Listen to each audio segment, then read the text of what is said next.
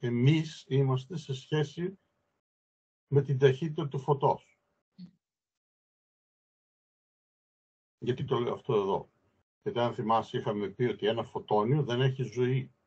Δεν έχει αρχή, μέση και τέλος στη ζωή του. Ο χρόνος ζωής ενός φωτονίου είναι πάντοτε μηδενικός. Γιατί όταν κινείσαι με την ταχύτητα του φωτός, ο χρόνος δεν μετράει, δεν υπάρχει. Άρα, τι φαντάζεσαι τώρα και μετράς σαν χρόνο? Τη σχετική καθυστέρηση που έχεις με την ταχύτητα του φωτός, τη νιώθεις ως προσωπικό σου χρόνο. Έτσι. Είχαμε πει ότι ταξιδεύοντας πάνω σε ένα φωτόνιο, θυμάσαι πότε είχα γράψει αυτό το blog entry, πώς το λένε, πριν πάρα πολλά χρόνια. Θυμάσαι, το είχα δείξει. Έτσι. Ότι αν ήσουν πάνω σε ένα φωτόνιο, την ώρα που ξεκινάει τη ζωή του, είναι ο χρόνος 0. Αλλά λόγω της ταχύτητάς του, έτσι, μέχρι να φτάσει σε κάποιο άλλο μέρος που μπορεί να φτάσει, πηγαίνοντας με ταχύτητα του φωτός, σημαίνει δεν πέρασε καθόλου χρόνος. Δηλαδή, πρόσεξε τώρα, δεν είναι λίγο τρελό να λέμε ότι εκείνο το φωτόνιο που ξεκίνησε, λέει, πριν από 13, κάτι δισεκατομμύρια χρόνια, λέει, από την αρχή του σύμπαντος, από το Big Bang, εμείς το μετρήσαμε και το δώσαμε ηλικία. Πώς? Το φωτόνιο δεν έχει ηλικία.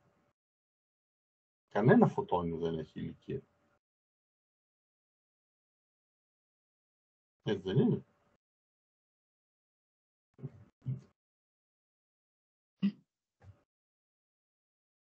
Οπότε τι αναγκαζόμαστε να κάνουμε? Αναγκαζόμαστε να κάνουμε υποθετικούς υπολογισμούς. Έτσι. Και πρόσεξε, όταν λέω το φωτόνιο δεν έχει ηλικία γιατί κινείται με την ταχύτητα του φωτός, τώρα ξεχνάς να φανταστείς ότι δεν μιλάς για η ταχύτητα πώς μετριέται? Απόσταση σε σχέση με τον χρόνο. Όταν δεν μπορείς να μετράς χρόνο, οποιαδήποτε απόσταση, άπειρη ή μικρή, δεν έχει διαφορά. Το θέμα είναι τώρα, εσύ φαντάζεσαι ένα δευτερόλεπτο και το μετράς, ξέρω εγώ με πόσους παλμούς, δισεκατομμύρια παλμούς κάνει ένα στοιχείο όταν εσύ το παρατηρείς. Έτσι. Αν αυτό το στοιχείο κινούνταν με ταχύτητα φωτός, θα μπορούσες να το παρατηρήσεις? Δεν θα μπορούσες να το παρατηρήσεις, αλλά δεν μπορείς να μετρήσεις τους παλμούς του. Έτσι. Άρα τι κάνουμε? Εμείς μετράμε τη σχετική καθυστέρηση που έχουμε όλων των πραγμάτων γύρω μας σε σχέση με την λεγόμενη ταχύτητα του φωτός. Έτσι. Τώρα, πώς το μετράς εσύ και λες ταχύτητα του φωτός?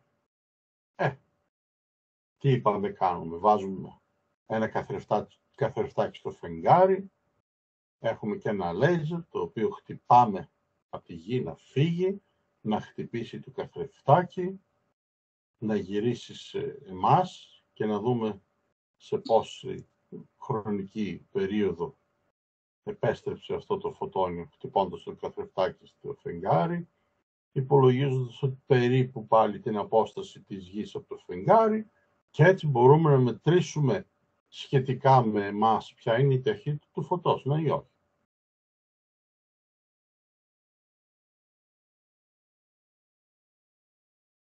Αν είχαμε πολύ μεγαλύτερες και ταχύτητες κίνησης, έτσι, μπορεί να μετρούσουμε κάτι τελείως διαφορετικό. Έτσι δεν είναι? Αυτή είναι η σχετικότητα. Έτσι. Γι' αυτό μου φαίνεται λίγο παράδοξο να μιλάμε για την ηλικία του σύμπαντος.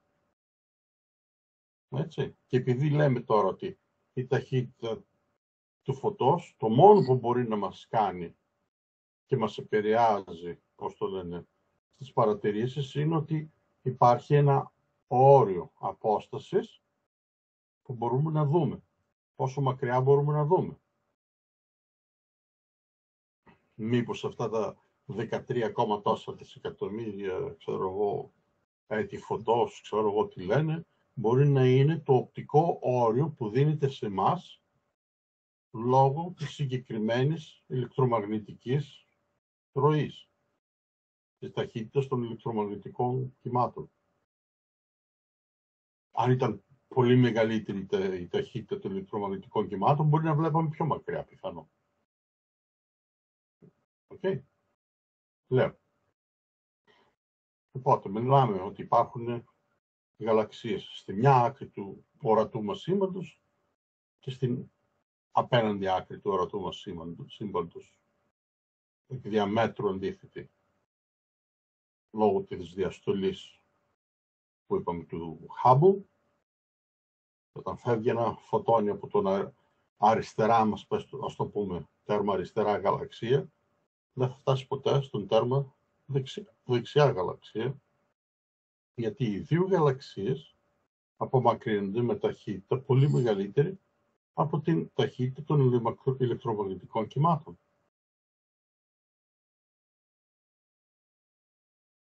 Οπότε δεν υπάρχει περίπτωση ο ένας γαλαξίας να βλέπει τον άλλον. Πες το μου πάλι, για να γραφτεί. Είναι, πώς το λέω, φύση αδύνατο. Πρέπει να μετρήσουμε σε άλλου είδους ηλεκτρομαγνητικά πεδία. Εγώ δεν ξέρω τι άλλο μπορείς να τα φανταστείς, βαρυτικά πεδία. Σε άλλα σύμπαντα, μήπως είχαμε κάτι διαφορετικό, θα μπορούσαμε να βλέπουμε ή να κινούμαστε και να παρατηρούμε περισσότερα πράγματα.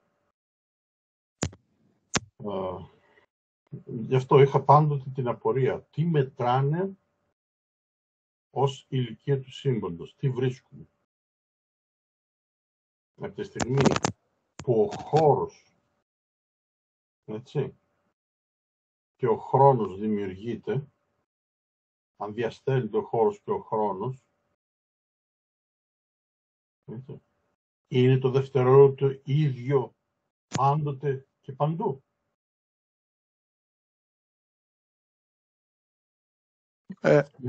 Με άλλη ερώτηση, είναι η ταχύτητα του φωτός η ίδια πάντοτε και παντού? Έλα δε, και πώς με τι σημείο αναφοράς θα το κοιτάξω εγώ αυτό ο καθένας? Όταν το σημείο αναφοράς που έχεις αλλάζει με εσένα μαζί. Ναι, αναλόγως.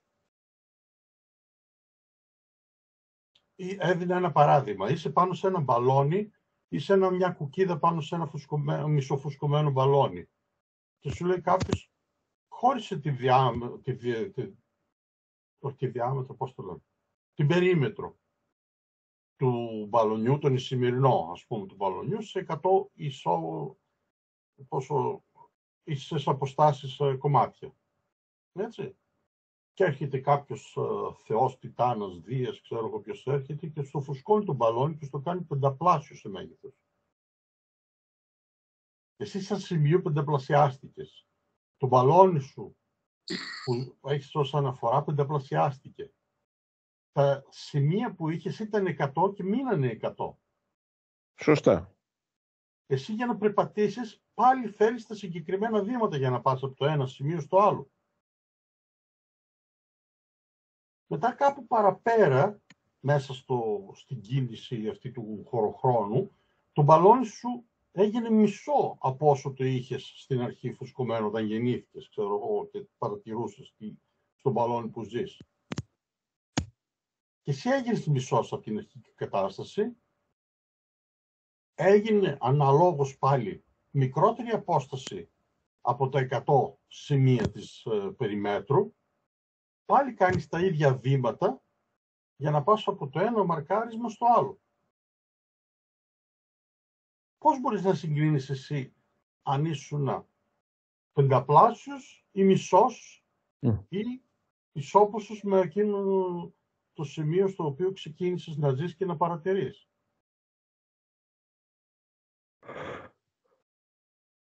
δεν υπάρχει σημείο αναφοράς για να το μετρήσεις με κάτι άλλο. Μπράβο. Δεν μου λες, Βασίλη, με ακούς στο μικρόφωνο? Ναι. Με ακούς? Καθαρά. Γιατί βλέπω μιλάω, αλλά δεν γράφει τίποτα στους υπότιτλους. Εμένα δεν με γράφει, αλλά γράφει εσένα. Εντάξει, δεν πειράζει. Δεν ξέρω. Πάμε παρακάτω. Μα μήπως γράφει για τους άλλους μονάχα. Ναι, μπορεί, το πιθανότερο. Οπότε, είχες πει κάτι. Αυτές ήταν οι απορίες μου. Ναι. Έτσι. Πώς το μετράς? Πώς κοιτάς αν διαφοροποιείται κάτι? Το μόνο που βλέπεις και παρατηρείς διαφοροποίηση, όπως το κατάφερε και ο Άλμπερτ, έτσι, είναι ότι όταν είσαι εσύ το σημείο αναφοράς και κάτι άλλο κινείται είτε γρηγορότερα είτε πιο αργά από σένα, τότε παρατηρείς τον χωροχρόνο πώς διαφοροποιείται σε σχέση με σένα και το άλλο σημείο αναφοράς. Το άλλο άτομο, το άλλο αντικείμενο, το άλλο οτιδήποτε. Έτσι. Ναι. Όταν είσαι κοντά. Όταν, πώς το λένε, ο χωροχρόνος είναι κομμάτι από την όλη σου εμπειρία, πώς το συγκρίνεις αν ο ίδιος ο χωροχρόνος πάει αναλόγως να μεγαλώνει ή να μικραίνει? Δεν μπορείς να το συγκρίνεις. Δεν μπορείς. Δεν υπάρχει μηχάνημα, να φτιάξει ένα μηχάνημα το οποίο, το ίδιο το μηχάνημα είναι μέσα στο δικό σου συγκεκριμένο χωροχρόνο, στο σημείο αναφοράς του χωροχρόνου σου. Θα διασταλεί κάτι. Έτσι. Και όπως είπαμε, παρατηρήσανε το ίδιο σουπερνόβα, έτσι, να εμφανίζεται στη Γη σε 3 διαφορετικά χρονικά σημεία. Σε διαφορετικά σημεία του ουρανού, έτσι. Λόγω των βαρυτικών, πώς τον είπαμε, φακών. Πώς τα λένε, μπερδεύτηκα τώρα. Έτσι. Λόγω των μεγάλων βαρυτικών πεδίων. Έτσι, gravitational lens τα λένε στα αγγλικά. Πώς τα λένε στα ελληνικά, το ξέχασα. Τέλος πάντων. Και εμφανίστηκε ένα supernova σε μία θέση του σύμπαντος, μπροστά μας. Μετά από λίγες εβδομάδες εξαμφανίστηκε και μάλιστα σε περισσότερα από ένα σημείο. Και μετά εμφανίστηκε ξανά από ένα χρόνο, σε ένα παραδίπλα σημείο. Έτσι, το ίδιο γεγονός. Το είδαμε 3 διαφορετικές φορές. Έτσι. Και εμένα τώρα με κάνει αυτό να καταλαβαίνω ότι η σχέση μου, η δικιά μου, με τα γεγονότα που γίνονται μέσα στο σύμπαν που βλέπουμε γύρω-γύρω, μπορούμε να το λέμε παρελθόν και μέλλον, αλλά φαντάσου, η έκρηξη του σουπερνόβα ήταν μία. Την παρατηρήσαμε 3 διαφορετικές στιγμές. Ταξιδεύουμε στον χρόνο.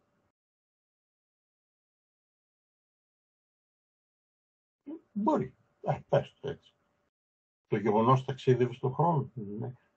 Η εμπειρία του γεγονότος είναι που εμφανίζεται σε διαφορετικές στιγμές, ενώ το γεγονός είναι ένα.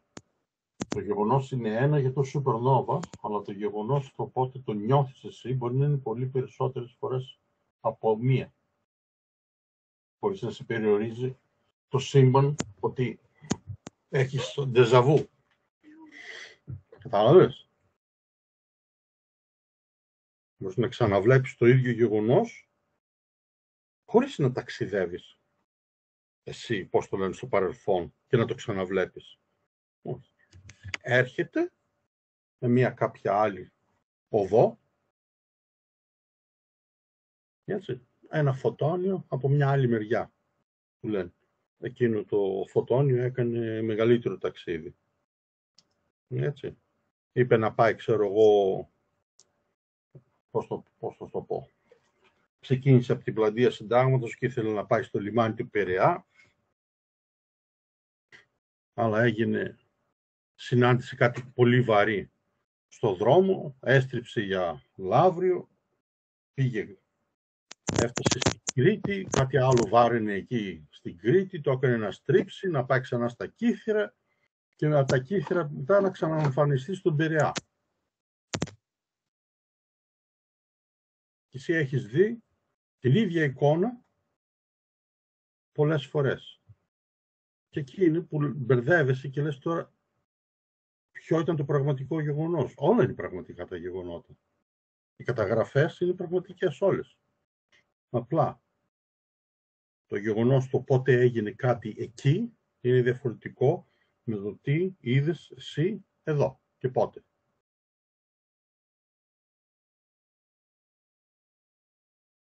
Έτσι. Τώρα, πώς επηρεάζει η βαρύτητα τα φωτόνια είναι κάτι που, πώς το λένε, ενώ το ξέρουμε ότι μπορούν να γλιστράνε τα φωτόνια χωρίς βαρύτητα από εδώ και από εκεί, όταν βλέπεις όταν κινούνται σε μεγάλα πεδία βαρύτητας, δεν μιλάω σε έντονα πεδία βαρύτητας, αλλά σε μεγάλα εκτεταμένα, σε όγκο, σε έκταση μάλιστα. Σε έκταση, ναι. Θέλουν, δεν θέλουν, αλλάζουν πορεία. Ακολουθούν τη βαρύτητα. Μπορεί δηλαδή ο επηρεασμός να είναι απειροελάχιστος, αλλά δεν είναι μηδενικός. Τώρα, τι μπορούσαμε να υπολογίσουμε από αυτό εδώ? Ότι το φωτόνιο έχει μια συγκεκριμένη μάζα. Πολύ πιθανό. Γιατί τι είναι η μάζα? Μια θρόμβωση ενέργειας. Πολύ ωραία έκφραση. Έτσι. Όταν μια ποσότητα ενέργειας είναι κολλημένη γύρω από άλλες θρομβώσεις, από άλλα τέτοια κομμάτια ενέργειας, που μπορείς να τα πεις φωτόνια, αλλά ας τα πούμε ηλεκτρομαγνητικά κύματα. Έτσι. Ένα μεγάλο παράδειγμα είναι τα quarks και οι πυρήνες, πώς το λένε, των ατόμων που γνωρίζουμε. Δεν έχουμε ακούσει ότι αυτά κινούνται συνέχεια με ταχύτητες κοντά στην ταχύτητα του φωτός. Ναι, αλλά προς τα κάτω. Δηλαδή νομίζω πια είναι, όχι τα ταχυόνια είναι αυτά, που η κατώτερη ταχύτητά τους είναι η ταχύτητα του φωτός και κινούνται απεριόριστα γρηγορότερα. Ναι, απλά εγώ σου λέω για τα πρωτόνια, τα νετρόνια. Όχι, αυτά ναι. Δεν κινούνται το ένα γύρω από το άλλο με ταχύτητες κοντά στην ταχύτητα του φωτός. Μάλλον. Δεν το έχω είναι ηλεκτρομαγνητικά κύματα. Δεν ξέρω πόσες διαστάσεις τελικά έχει ένα ηλεκτρομαγνητικό κύμα για να επηρεάζονται με τόσα διαφορετικά πεδία, όπως λένε την δυνατή πυρηνική δύναμη. Την ισχυρή πυρηνική δύναμη. Την ασθενή και τη βαρύτητα και τον ηλεκτρισμό και τον μαγνητισμό. Υπάρχουν πολλά πεδία, έτσι. Μπορεί να καθυστερούνται δηλαδή και αυτά εδώ, αυτές οι θρομβώσεις των ηλεκτρομαγνητικών κυμάτων, να μην έχουν την απελευθερωμένη ταχύτητα που έχουν τα φωτόνια, να πούμε τη σύγκριση, και λόγω αυτής της καθυστέρησης να μπορούμε να τα μετρήσουμε μέσα στο χωροχρόνο. Να τα δώσουμε και μάζα. Μπορεί αυτή η εξανάγκαση που έχουν να κινούνται γύρω από το άλλο, έτσι, ώστε να μην κινούνται με ταχύτητα του φωτός, έτσι. Και αυτό πιθανό να τα αναγκάζει να εμφανίζονται ως μάζα.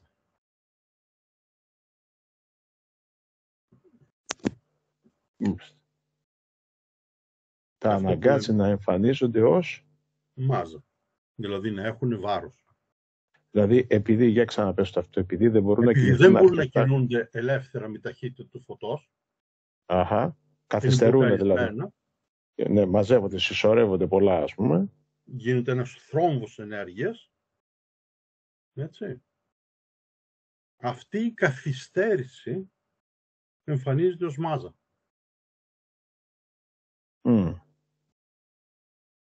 Όταν σου είχα συζητήσει, εδώ είναι ίσως η κατάλληλη στιγμή, με είχε προβληματίσει όταν ένα φωτόνιο ξεκινάει από ένα άτομο, την ώρα που τρίβεις εσύ ένα σμυριδόχαρτο και πετάει σπίθες. Ξεκινάει ένα φωτόνιο. Επιταχύνεται το φωτόνιο ή από μηδέν σε. Όχι, και αυτό πες μου λιγάκι. Απελευθερώνεται και πιάνει κατευθείαν την ταχύτητα των ηλεκτρομαγνητικών κυμάτων. Δηλαδή την είχε ήδη μέσα στην ύλη αυτή την ταχύτητα, δεν την είχε χάσει ποτέ ενώ ήταν μέσα στην ύλη και ήταν αλόβητο. Επειδή ήδη κινούνται και καθυστερούνται λόγω της τρομβώσεως, επειδή το ένα είναι μπλοκαρισμένο από το άλλο να μην μπορεί να ξεφύγει και να φύγει μακριά, ναι. Όταν το απελευθερώνεις, τι κάνει? Εντάξει, σας φεντώντα. Πιάνει την ταχύτητά του κατευθείαν. Είναι στην ταχύτητά του, απλώς πάει σε ευθεία. Ναι, δηλαδή το μόνο που κάνει τα φωτόνια, τα ηλεκτρομαγνητικά κύματα αυτά εδώ, να χάνουν την ταχύτητά τους, είναι όταν μπλέκονται πολύ κοντά το ένα με το άλλο. Θα το δεις και σαν άλλο παράδειγμα όταν χτυπάς δύο φωτόνια και ακουμπάει πραγματικά το ένα με το άλλο σε τόσο πολύ κοντινή απόσταση. Τι λέμε ότι δημιουργείται? Ύλη. Δημιουργούνται ηλεκτρόνια. Σωστό. Η δίδυμη γένεση, έτσι δεν τη λένε? Ναι. Δημιουργείται ένα ηλεκτρόνιο και ένα αντιηλεκτρόνιο που το λένε ποζιτρόνιο. Που σημαίνει η καθυστέρηση αυτή εδώ εμφανίζεται ως ύλη. Πολύ ωραίο. Δεν το είχα σκεφτεί ποτέ. Πολύ ωραία σύλληψη. Η καθυστέρηση της κυκλοφορίας της ενέργειας δημιουργεί ύλη. Είναι η θρόμβωση της ενέργειας, είναι ύλη. Μάλιστα. Σε σχέση με την ταχύτητα του φωτός που υπάρχει, τη ταχύτητα των ηλεκτρομαγνητικών κυμάτων, όταν αναγκάζουν να κινούνται δίπλα το ένα με το άλλο, πάρα πολύ κοντά, έτσι, σε νανόμετρα, ξέρω εγώ τι μπορούμε να τα μετρήσουμε, δεν με ενδιαφέρει να σου πω την αλήθεια, αλλά πλέον δεν είναι απελευθερωμένο ηλεκτρομαγνητικό κύμα και κατευθείαν εμφανίζεται ως ύλη. Μικρή, μεγάλη και εγώ δεν ξέρω τι, δεν μας ενδιαφέρει. Έτσι δεν είναι? Ναι. Σωστό. Και το άλλο πολύ παλαβό που υπάρχει και δεν το μιλάνε πολλές φορές είναι ότι, για παράδειγμα, υπάρχει το μειώνιο, το οποίο είναι ένα σωματίδιο με αρνητικό φορτίο ίδιο με το ηλεκτρόνιο, αλλά είναι 1000 φορές πιο βαρύ από το ηλεκτρόνιο. Ναι. Ναι. Και όταν απελευθερώνει ένα νετρίνο που έχει μηδενική μάζα, και πώς μπορούμε να το μεταφέρουμε αυτό εδώ? Είναι απελευθερωμένο, αλλά δεν είναι ηλεκτρομαγνητικό κύμα το νετρίνο, όμοιο με τα υπόλοιπα, σαν τα φωτόνια. Έτσι. Εκείνο το νετρίνο παίρνει τα 999 κομμάτια της βαρύτητας του μειονίου, αφήνει ένα σαν βάρος το ηλεκτρόνιο και το νετρίνο, ξέρεις τι βάρος έχει? Όχι 999. Ξέρεις τι βάρος έχει το νετρίνο? 0. Ναι, είναι χωρίς μάζα. Ναι. Εντάξει, ζήτω η τρέλα. Εντάξει, δεν μπορώ να πω, όταν είσαι σε τέτοιους χώρους. Άρα τι καταλαβαίνουμε? Ότι η μάζα έχει να κάνει με τον τρόπο σύνθεσης αυτών των ηλεκτρομαγνητικών κυμάτων. Το πώς ανακατώνονται μεταξύ τους και πώς αναγκάζονται να αλληλοεπιδρούν. Γιατί για φαντάσου το νετρίνο μπορεί να χτυπήσει ένα άλλο νετρίνο και να εμφανιστούν, πώς το λένε, τεράστιες μάζες, που λες από πού ήρθαν αυτές. Η δημιουργία μάζας από το 0 που λες εσύ. Ναι, είναι 0, αλλά σε σχέση με την διάσταση που μετράμε ως μάζα. Το νετρίνο έχει άπειρη ενέργεια, έχει τεράστια ποσά ενέργειας. Έτσι. Χτυπάς δύο νετρίνο, αν κατά τύχη, ξέρω, και τα χτυπήσει κατά κούτελο το ένα με το άλλο, μπορεί να εμφανιστούν καμιά 40-50 σωματίδια. Έτσι. αν τύχει και το Μάλιστα. καταφέρει. Έτσι. Αν όχι, απλά περνάει το ένα δίπλο από το άλλο, πώς το λένε, πέρασε και δεν μπήκε στο νερό και δεν βράχηκε, πώς το λένε. Έτσι.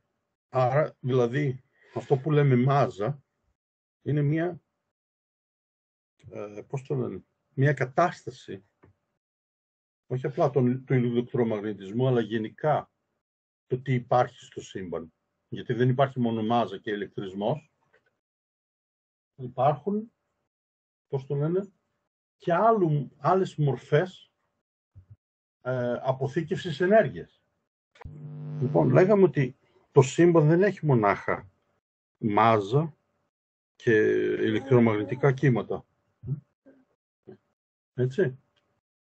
Υπάρχει και άλλη μορφή ενέργειας, η οποία εμφανίζεται και εξαφανίζεται. Έτσι. Τα νετρίνο είναι μία από αυτές τις μορφές. Έτσι.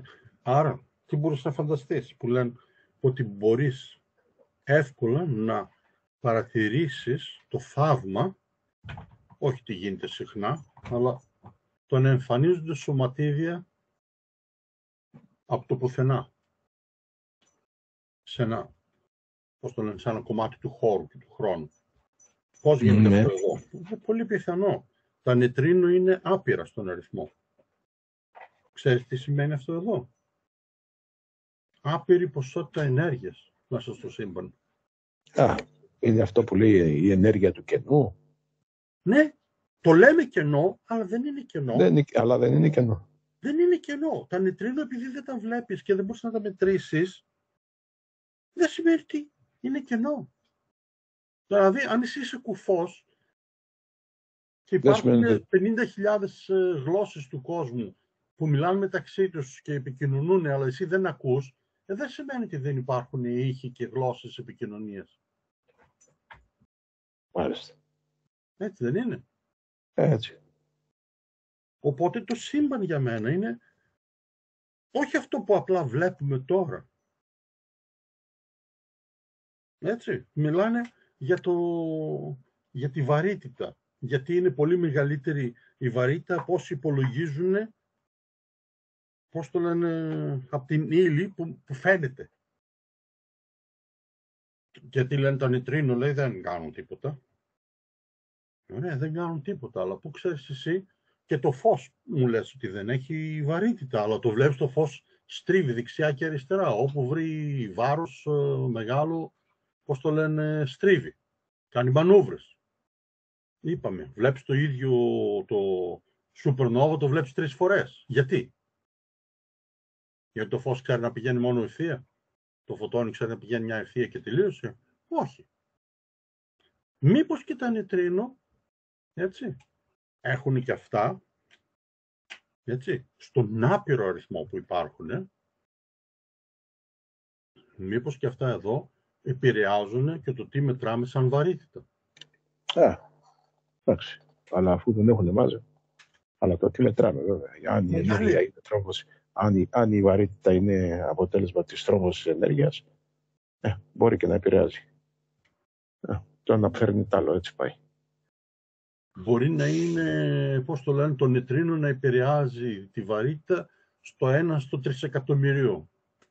Να είναι 1 τρισεκατομμυριωστό, ας πω τώρα εγώ μια σαχλαμάρα, έτσι, για αριθμό. Τώρα ένα αριθμό τυχαίο, δεν είναι ότι είναι αυτό. Ενός ηλεκτρονίου. Αλλά για φαντάσου, δεν υπάρχουν 3 εκατομμύρια μονάχα νετρίνο, υπάρχουν άπειρα. Και εκεί που εσύ δεν μετράς, πώς το λένε, δεν μπορείς να μετρήσεις τα νετρίνο και πώς επηρεάζουν τις δικές σου μετρήσεις, εκείνα παίζουν το ρόλο τους. Παίζουν το σκοπό τους. Έτσι.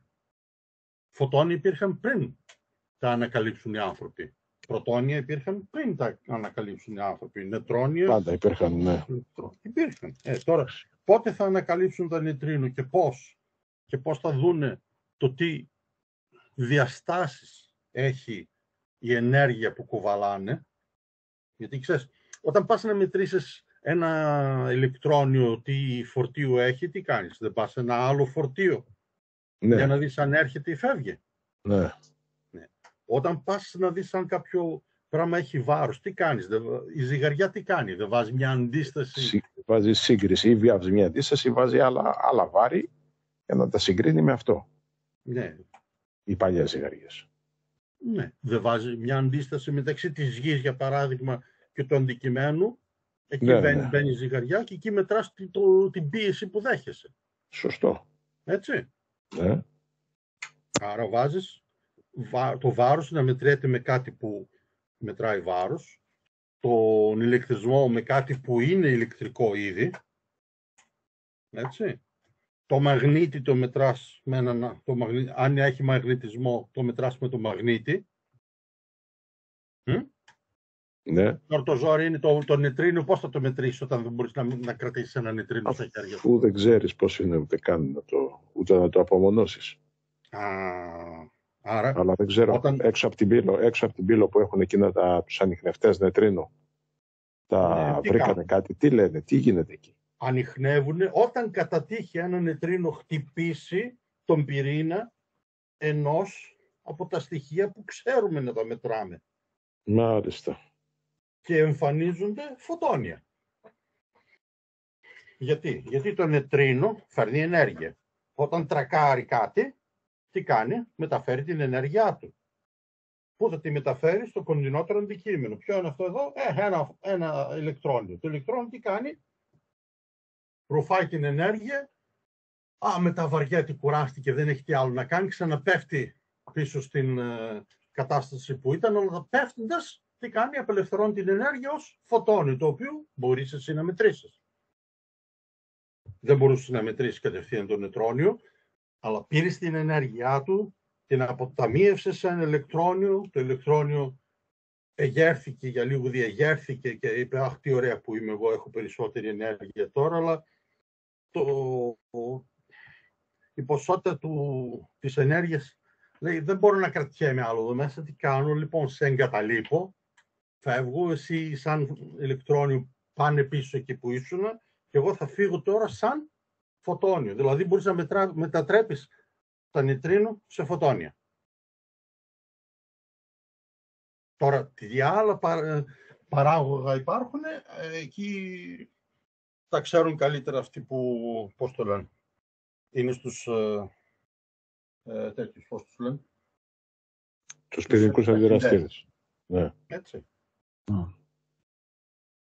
Άρα, για να μετρήσεις κάτι, πρέπει να έχεις κάτι αντίστοιχο που να ξέρεις να το μετράς. Για να μετρήσεις αν έχεις εσύ πιο βαρύ μέταλλο από του γείτονά σου, πρέπει να έχεις και εσύ ένα μέταλλο. Έτσι δεν είναι? Ναι. Εσύ έχεις μια λίρα, δεν ξέρεις αν είναι δίλιρο, αν είναι πεντόλιρο, είναι μια λίρα. Ο άλλος σου λέει, κοίτα, εγώ έχω ένα πεντόλιρο. Συγκρίνεις το δικό σου με εκείνο και καταλαβαίνεις τι είναι μεγαλύτερο, τι είναι μικρότερο, αν είναι τα ίδια, έτσι. Για να μετρήσεις, αν ο άλλος έχει πεντόλιρο, δεν θα φέρεις μαγνήτη. Ναι. Εντάξει, πρέπει να πάρεις όμοιο υπόθεμα όμοιας ποσότητας, όμοιας ύλης, όμοιο υπόθεμα. Οπότε τι λένε, όταν δεν μετράμε, λέει, που χτυπάμε τα ηλεκτρόνια, τα πετάμε στο double slit, στην διπλή σχισμή, λέει, εμφανίζονται, λέει, και σαν ηλεκτρομαγνητικά κύματα. Ενώ όταν τα παρατηρούμε, λέει, όταν τα βλέπουμε, λέει, εμφανίζονται σαν σφαίρες, λέει, και κάνουν μονάχα μία σκιά πίσω από κάθε γραμμή. Ναι, τι σημαίνει όταν τα παρατηρούμε, τι κάνουμε?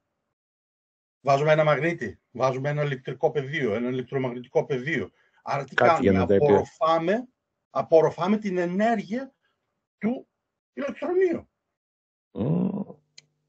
Βέβαια, όταν την απορροφάς, τι θα κάνει? Δηλαδή, είναι σαν να μπαίνεις στο λεωφορείο, στο ένα λεωφορείο δεν έχεις πράκτορα και το άλλο λεωφορείο έχεις πράκτορα. Ναι, το ένα λεωφορείο που έχεις πράκτορα σου παίρνει τα λεφτά και κάθεσαι μουγκός, δεν μιλάς. Το άλλο λεωφορείο που δεν έχεις πράκτορα, ανεβαίνεις και κατεβαίνεις όποτε θες και το λεωφορείο, γιατί δεν σου πήρε κανείς τα λεφτά σου. Έχεις την ίδια συμπεριφορά. Όχι. Οπότε, όταν λένε το παρατηρούμε, τι εννοεί το παρατηρούμε? Ενώ το επηρεάζουμε, δεν το παρατηρείς. Σε τέτοιο επίπεδο ενέργειας δεν μπορείς να μετρήσεις χωρίς να το επηρεάζεις. Είναι απλά πράγματα. Έτσι δεν είναι? Ναι. Έτσι. Και στο κάτω-κάτω, χωρίς να το επηρεάζει, δεν μπορείς.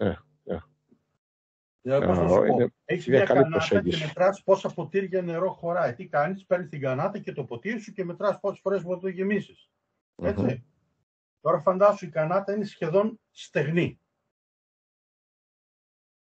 Έτσι. Και έχεις μια δαχτυλίθρα που αν χωράει 2 σταγόνες νερό μέσα. Τώρα, θα μπορέσεις να γυρίσεις την κανάτα και να βγάλεις την υγρασία που είναι κολλημένη στην κανάτα και να πέσει τη δαχτυλίθρα? Έχει μικρή ποσότητα, δεν μπορείς να τη μετρήσεις. Αυτού του είδους η μέτρηση επηρεάζει τη μέτρησή σου. Δεν βρίσκεις νερό γιατί το νερό είναι ήδη κολλημένο στα τυχώματα της κανάτας. Δεν είναι το ίδιο δηλαδή πώς μετράμε με αριθμούς και πώς πας να μετρήσεις με φυσικές ποσότητες. Δεν μετριέται. Δεν μετριέται χωρίς να επηρεαστεί. Έτσι. Δεν ξέρω γιατί λένε όλοι για το double slit experiment και κανένας δεν μιλάει ότι όταν το μετράμε δεν σημαίνει το μετράμε, όταν το επηρεάζουμε. Δεν λένε αυτή τη λέξη, δεν ξέρω γιατί ντρέπονται. Είναι πιο ωραίο, είναι πιο πιασάρικο άμα πεις ότι άμα το κοιτάμε ντρέπεται το... Ναι, είναι η Παρθένα κόρ του Φούρνερη. Ναι. Ντρέπεται. Η κόρη του Φούρνερη ντρέπεται όταν τη βλέπετε. Άρα δηλαδή βάζοντας μια διάταξη για να μετρήσουμε ποια περάσαμε από πού, τα επηρεάζουμε για να μπορέσουμε να τα μετρήσουμε, απορροφούμε λίγη ενέργεια από πάνω τους. Αφού απορροφούμε ενέργεια, εκμηδενίζεις το ηλεκτρικό του, το ηλεκτρομαγνητικό του πεδίο. Το εκμηδενίζεις με τη μέτρηση. Άρα τι θα κάνει? Θα πάει σαν πέτρα, θα πέσει από την άλλη μεριά. Ενώ όταν το αφήνεις ελεύθερο, το δικό του το ηλεκτρομαγνητικό πεδίο επηρεάζει το ίδιο το ηλεκτρόνιο που κινείται. Γιατί το ηλεκτρομαγνητικό πεδίο δεν είναι μικρό, δεν είναι σφαιρίδιο. Το ηλεκτρομαγνητικό πεδίο απλώνεται σε πολύ μεγαλύτερη απόσταση από όσο είναι ένα φωτόνιο ή ένα ηλεκτρόνιο.